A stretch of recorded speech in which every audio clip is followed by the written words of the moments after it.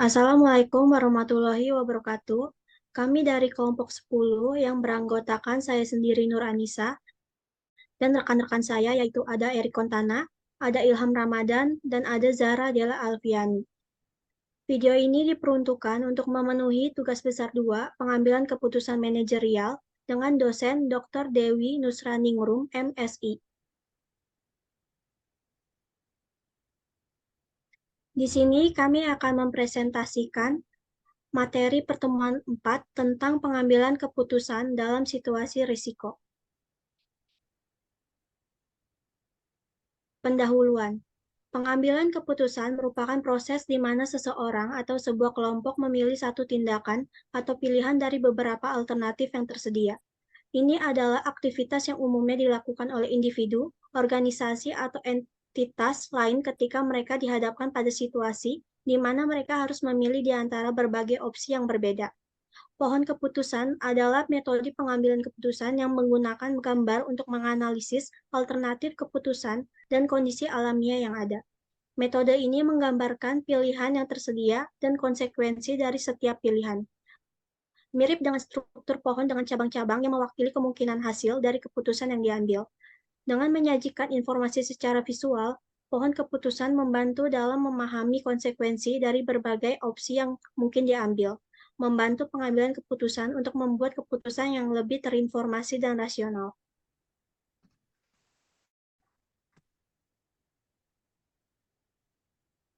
Pengambilan keputusan dalam situasi risiko. Pengambilan keputusan dalam kondisi berisiko merupakan pengambilan keputusan yang berkaitan dengan dinamika atau ketidakpastian.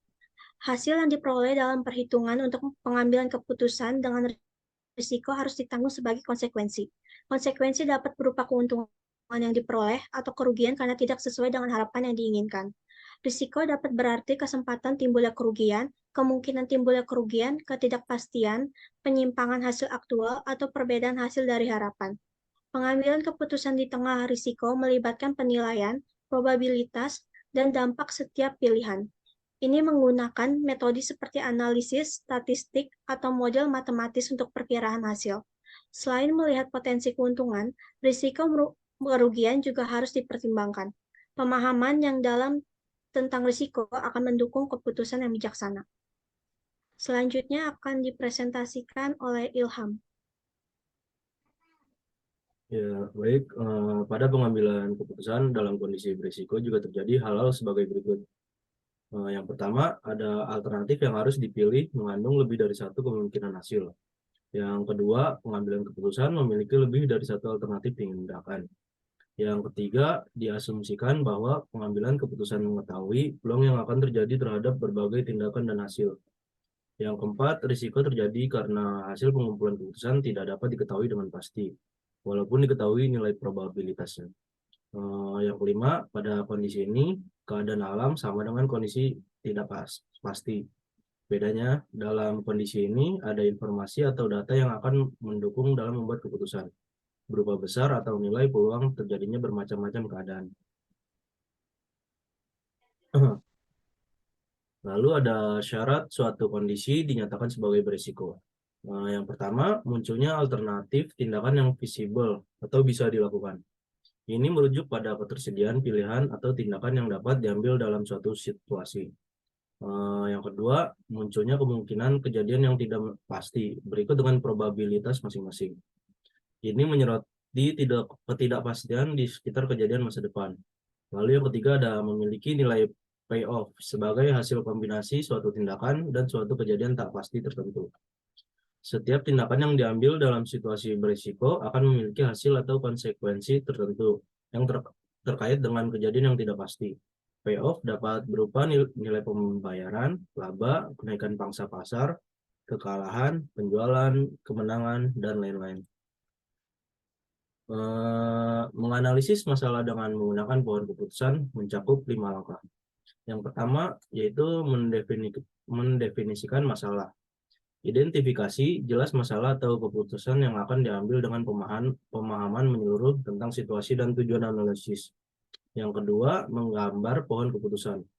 Buat representasi visual dalam bentuk pohon yang menampilkan alternatif keputusan dan kemungkinan jalannya kejadian.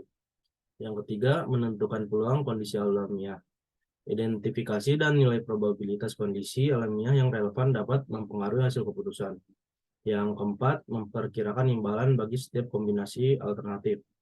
Evaluasi imbalan atau hasil yang terkait dengan setiap kombinasi keputusan dan kondisi alamiah yang mungkin.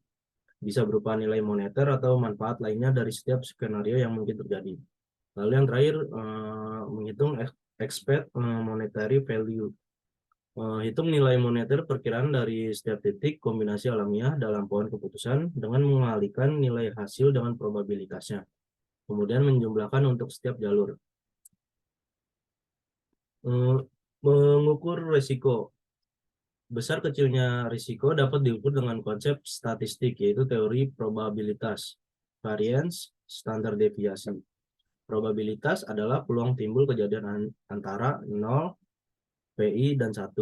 Besarnya probabilitas suatu kejadian antara 0 dan 1. Jumlah probabilitas dari seluruh kejadian yang mungkin terjadi adalah 1 PI sama dengan 1.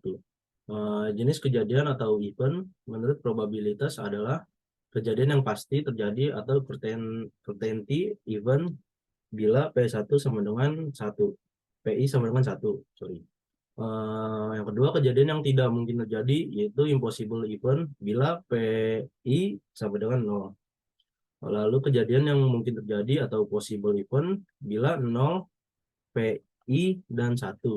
Biasanya akar dari varian disebut simpangan baku atau standar deviation yang digunakan untuk mengukur risiko. Selanjutnya akan dilanjutkan oleh teman saya. Selanjutnya ada teknik penyelesaian pengambilan keputusan dalam keadaan risiko. Yang pertama, nilai harapan atau expected value. Nilai harapan adalah jumlah dari kemungkinan nilai-nilai yang diharapkan terjadi terhadap probabilitas masing-masing dari suatu kejadian yang tidak pasti. Rumus yang digunakan ditulis sebagai berikut. Yang pertama, untuk hal-hal yang sifatnya menguntungkan laba, penjualan, penerimaan, dan sebagainya, maka nilai EFI harus maksimum.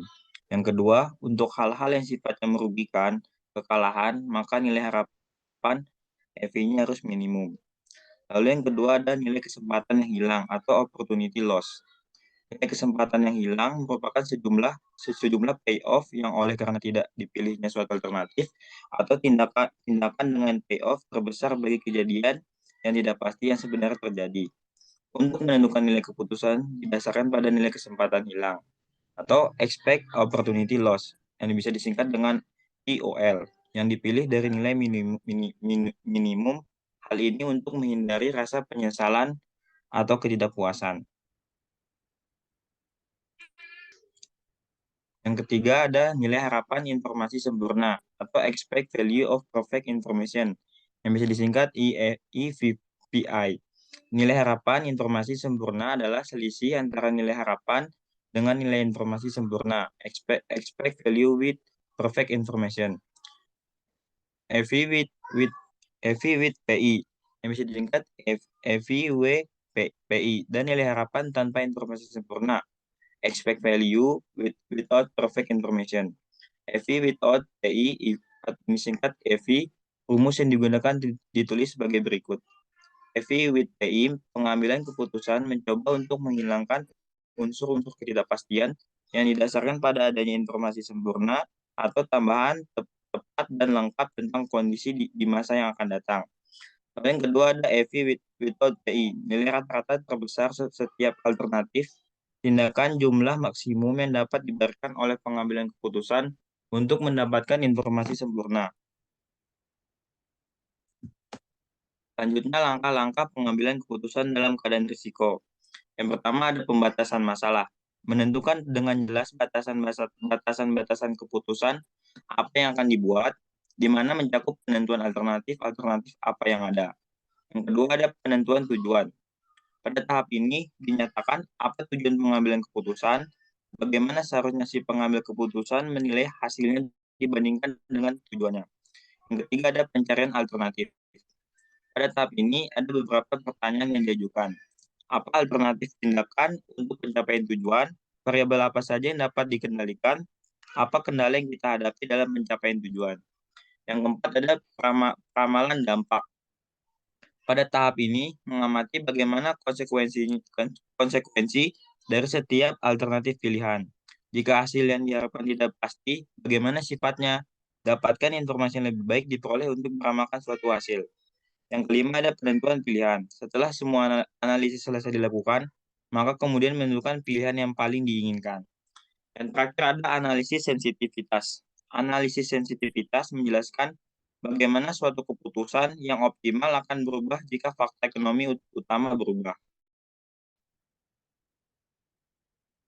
Selanjutnya ada contoh studi kasus pada PT ABC Manufacturing menerapkan teknik nilai harapan dalam pengambilan keputusan dalam kondisi risiko.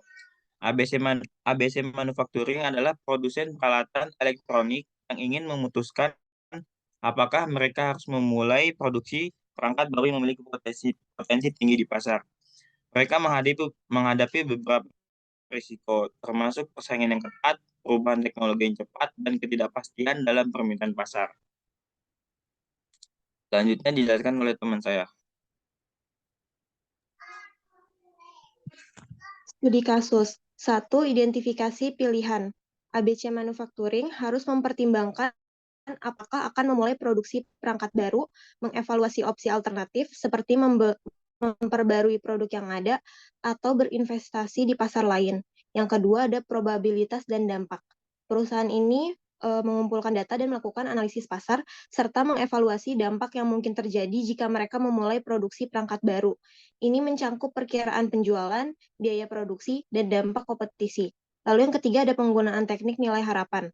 ABC Manufacturing menggunakan teknik nilai harapan untuk menghitung nilai harapan dari setiap pilihan yang tersedia. Mereka mempertimbangkan probabilitas keberhasilan dan kegagalan, serta dampak finansial dari setiap pilihan.